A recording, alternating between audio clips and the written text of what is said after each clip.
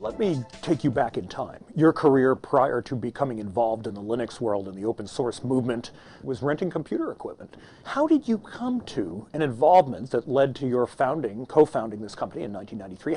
How did you come upon this? Do you wake up one day and think, oh my God, it's a grand injustice that's been perpetrated upon the world by packaging intellectual property the way that all these industries have?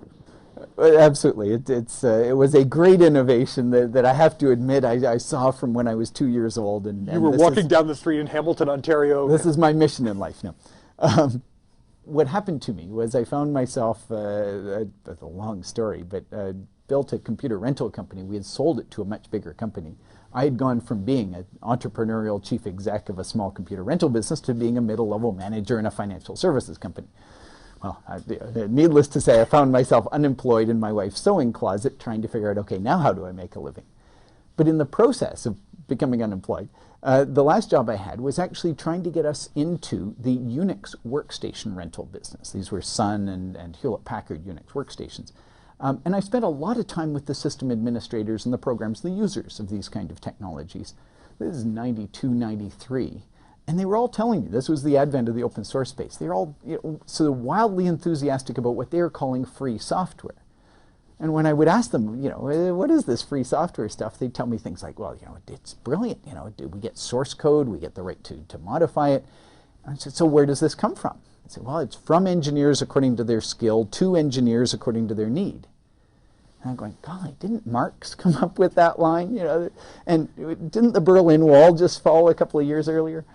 So I was actually one of the great skeptics when I first saw this, except for the enthusiasm that all these engineers who had a lot of time for, I mean, these were really bright guys, and it was as plain as the nose on your or my face to them that having source code and having the right to modify that source code enabled them to build more reliable, more secure systems than the proprietary model, and yet there wasn't a single for-profit company in the United States doing this for them. You mean, so here you were, the height of irony, 3 years after the Berlin Wall collapsed, thinking that the one communist socialist paradigm in the world that had truly succeeded might actually be the open source movement. Yeah, exactly. And I was going, yeah, sure, guys, there's no future to this, except I was having a problem reconciling these two elements. One is there didn't appear to be any economic model driving it, and the other, this delivered a benefit that made the user so wildly enthusiastic about it. And how do you reconcile it? Well, I spent a lot of time, with the Linus Torvalds and the Alan Coxes and these sort of guys to try and understand what actually was driving it. And you very quickly learn that the bulk of this open source technology is actually built by professionals for they and their colleagues' use. So as an example, Don Becker, who was an engineer at NASA, built Ethernet drivers. These are relatively small programs, about 1/10 of a megabyte big, but very sophisticated. They run your Ethernet cards for the purpose of sharing data over a network. And Linux, of course, requires such a thing to connect. And journalists would ask Don, saying, Don, why do you give this stuff away? This is really very sophisticated technology. You could charge companies like Red Hat, royalties for using this. Don says, well, let me get this straight. I give away software, roughly 1/10 of a megabyte worth of software, and I get back from Red Hat a complete 600 megabyte multi-user, multitasking operating system, and you're trying to tell me Red Hat's taking advantage of me?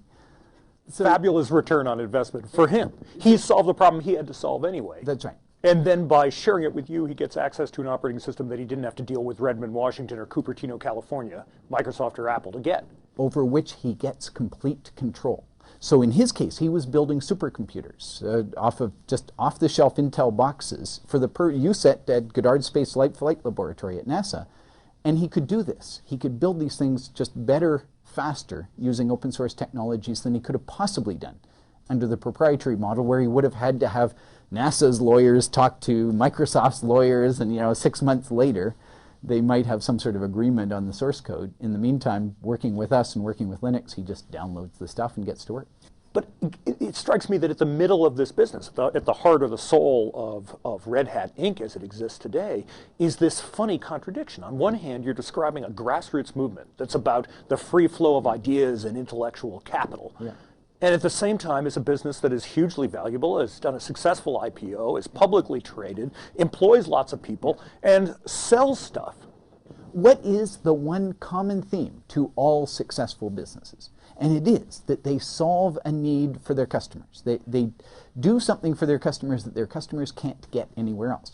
And the value proposition, what Red Hat delivers, that IBM and Sun Microsystems and Microsoft and all the rest of them are not prepared to deliver to their customers, is we deliver them control over the technology that they are building their companies around. And as such, it becomes our job to make them successful in the use of these technologies, sell them services and support and training and everything else they need to be able to use these technologies effectively. But the one key benefit I can do for these millions of customers around the world is I can give them control over their systems so they can simply build more reliable, more robust systems than is simply possible under the proprietary model, as that model has been built up over the last 30 years. Are we to understand this then, that in fact this is not some radical communist socialist thing or a grassroots movement that's been turned into a valuable public company, but actually is something quite akin to the old strategy that everyone studies in their first year marketing courses at business school? You give away the razors so you can sell the blades. Well, one of the reasons people regularly accuse me of, or not accuse, that's the wrong word, of questioning where my enthusiasm comes from for this stuff. And my problem is I'm a history major, going back to, actually I wasn't even a major, but I studied mostly history at college. And you just love the way free markets and free societies operate. Just this invisible hand of the market that seems to simply work better than any centralized control does. And so when you actually look at how any free market, whether it's the car industry or selling toasters work, it just works effectively because the customer's in charge of the customer-vendor relationship. And, so when we look at this, we go, hold on, in a societal sense, our society is becoming increasingly wired, but yet we're allowing us a few proprietary vendors to have absolute dictatorial control over the technology that we're wiring our society around. And so, it's a very easy concept to sell, to customers. I'm saying, okay, what do you want? Do you want to, it's a little bit like the Berlin Wall itself. The question I regularly ask people is, how many people who climbed over the Berlin Wall, despite having to put up with all the idiosyncrasies of the free market, Western system, how many ever climbed back over the Berlin Wall? You see, and that's really what's driving us, and that's where the enthusiasm of our customers are coming from, and why it's so easy to get out of bed in the morning to go to work. When people try and pick holes in the open source model and in what Red Hat is doing, supplying Red Hat Linux to the marketplace, I go, okay, so this ain't perfect. It's just so much better than the model that we're moving from that no one ever goes back. No one who's ever built their systems under a Linux-based OS with Red Hat has ever gone back to a proprietary OS.